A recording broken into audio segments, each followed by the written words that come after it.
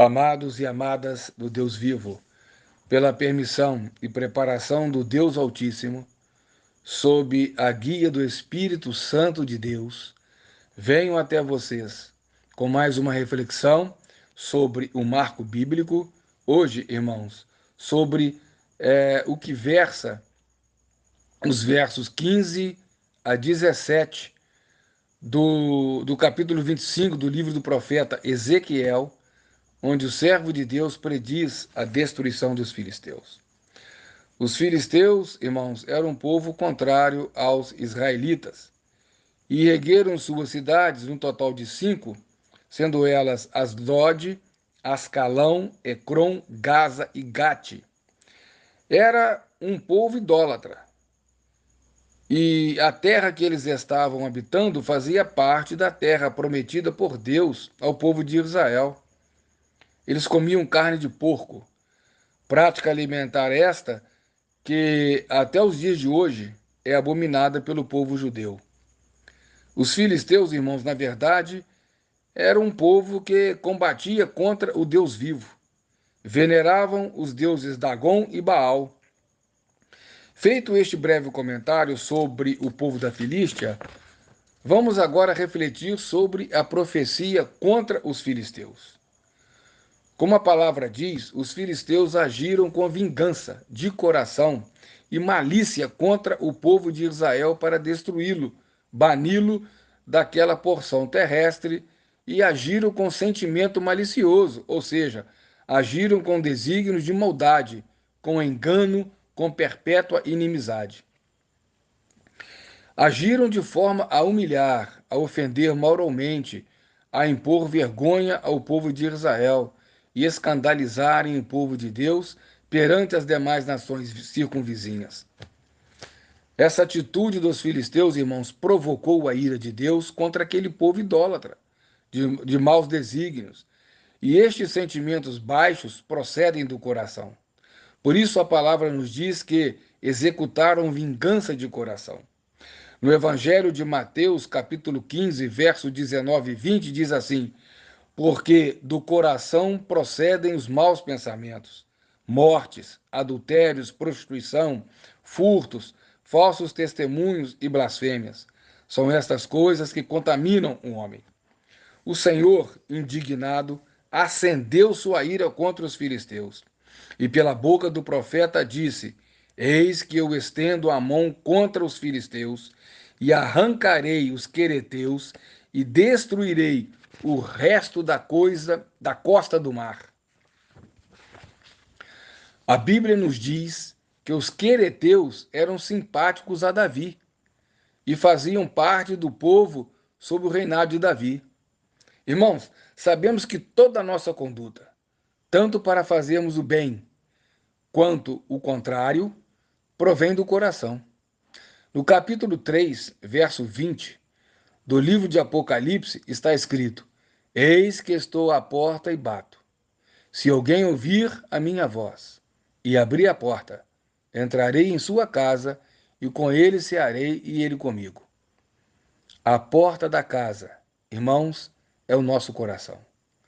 Aí eu pergunto: como pode o Senhor entrar em uma casa onde impera tudo de ruim? Sentimentos destruidores, maus desígnios. Isso jamais vai acontecer, pois é contrário a tudo que o Senhor nos ensinou através de seus profetas e pelo seu unigênito Jesus Cristo. O Senhor não habita em corações impuros, que são desobedientes aos ditames da Bíblia Sagrada.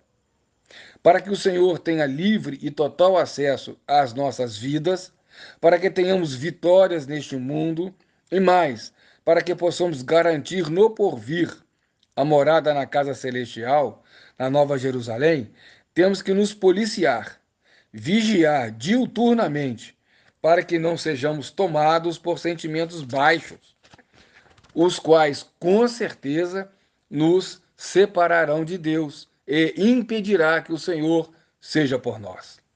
O Deus vivo, em face dos sentimentos maus que alimentavam o agir e o pensar dos filisteus, executou grandes vinganças, com castigos de furor, ou seja, de fúria sobre aquele povo.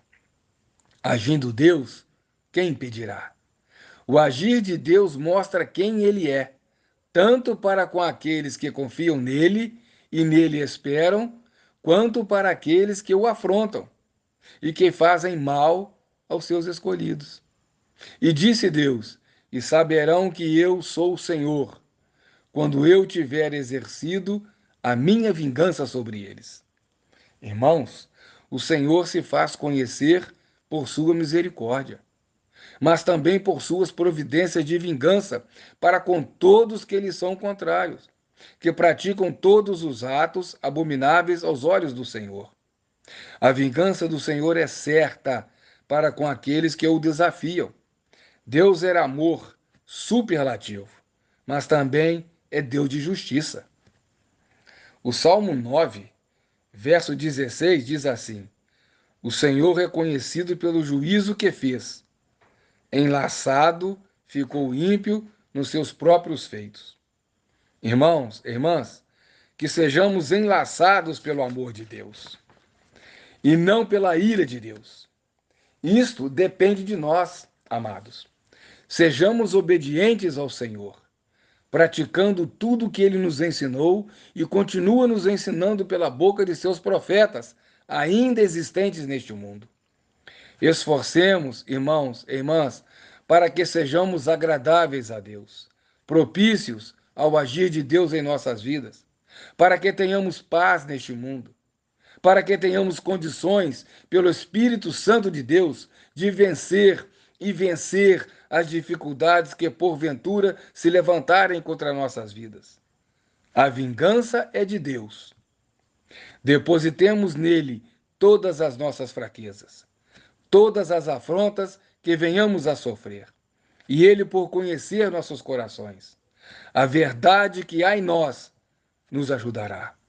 Esta mensagem nos alerta, irmãos e irmãs, a lutarmos constantemente para que em nossos corações não entrem sentimentos contrários à sã doutrina, ao amor, à fraternidade, à solidariedade, não só para com os cristãos, mas para com todos que, em alguma ocasião ou situação, venham a depender de nós.